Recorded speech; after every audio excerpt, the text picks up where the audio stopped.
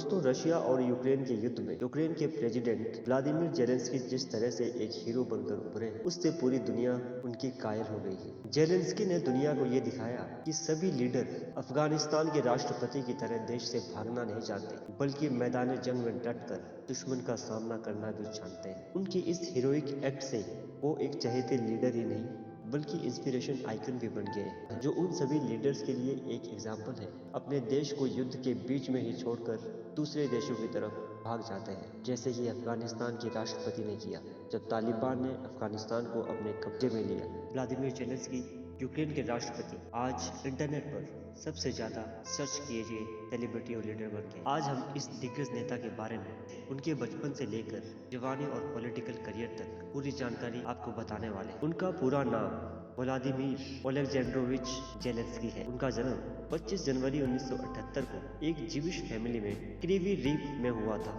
और यहीं पर वो बड़े हुए। ये यूक्रेन के दक्षिण पूर्व में पड़ता है। उन्होंने कीव नेशनल इकोनॉमिक यूनिवर्सिटी से लॉ में डिग्री की है और 17 साल से ही अभिनय के क्षेत्र में कदम रखा। उसके बाद उन्होंने हास्य किरदारों में अभिनय करना शुरू किया और अपनी प्रोडक्शन कंपनी भी बनाई। उन्होंने कई फिल्मों और टीवी शोज में काम किया। उन्होंने अपने प्रोडक्शंस के बैनर तले द पब्लिक सर्वेंट नाम के एक शो का प्रोडक्शन किया जो बहुत पॉपुलर हुआ। बाद में इस शो का सीक्वल भी बना। इसकी सफलता से प्रेरित होकर उन्होंने इस शो के प्रोडक्शन के सभी किरदारों को लेकर एक राजनीतिक पार्टी बनाई, जिसका नाम उन्होंने द पब्लिक सर्वेंट ही रखा। उनका मानना था कि प्रोफेशनल और क्रिएटिव लोगों को अगर राजनीति में लाया जाए तो भ्रष्टाचार और सुचारू शासन की स्थापना की जा सकती है। एक सेलिब्रिटी और हास्य कलाकार के रूप में उनकी छवि पहले ही लोगों में बहुत लोकप्रिय थी, जिसकी वजह से लोगों ने राजनीति में उन्हें हाथों हाथ लिया।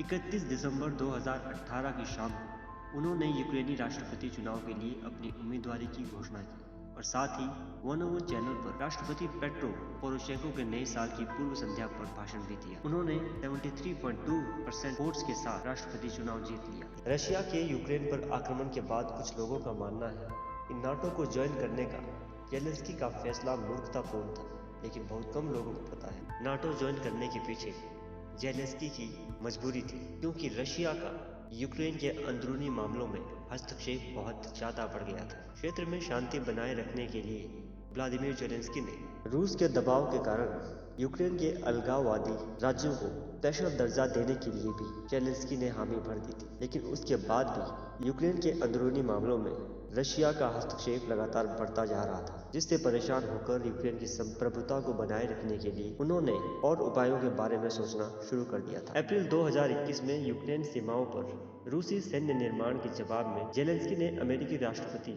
जो बाइडेन से बात की और नाटो के सदस्यों से यूक्रेन की सदस्यता के अनुरोध को तेज करने का आग्रह किया। 26 नवंबर 2021 को जेलेंस्की ने रूस और यूक्रेन के कुलीन रिनत ओखमेतोव पर उनकी सरकार को उखाड़ फेंकने की योजना का समर्थन करने का आरोप लगाया, लेकिन रूस ने इसे एक अफवाह करार दिया। दिसंबर 2021 में जेलेंस्की ने रशिया को चेताया कि अगर उन्होंने सीमा क्षेत्र में अराजकता को फैलाया और यूक्रेन के अंदरूनी मामलों में हस्तक्षेप को बंद नहीं किया तो वो इसका करारा जवाब देंगे।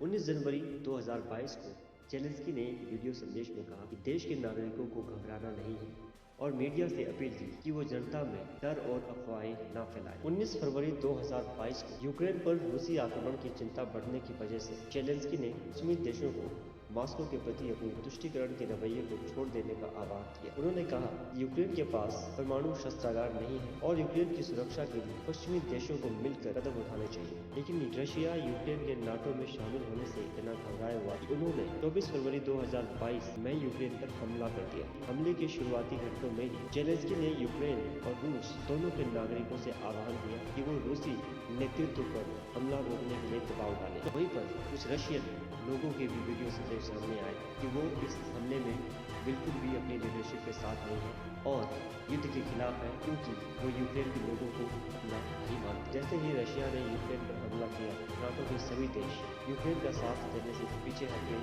और यूक्रेन बिल्कुल अकेला पड़ गया। हालांकि कुछ देशों ने हथियार और युद्ध सामग्री यूक्रेन को भेजने में कोई कसर नहीं छोड़ी। 26 फरवरी 2022 को अमेरिका ने व्लादिमीर जेलेंस्की को एक सुरक्षित स्थान पर निकल जाने का आग्रह किया, लेकिन उन्होंने ये कहकर उनके प्रस्ताव को अस्वीकार कर दिया कि उन्हें युद्ध सामग्री की जरूरत है, न कि देश छोड़ने के लिए सवालिया।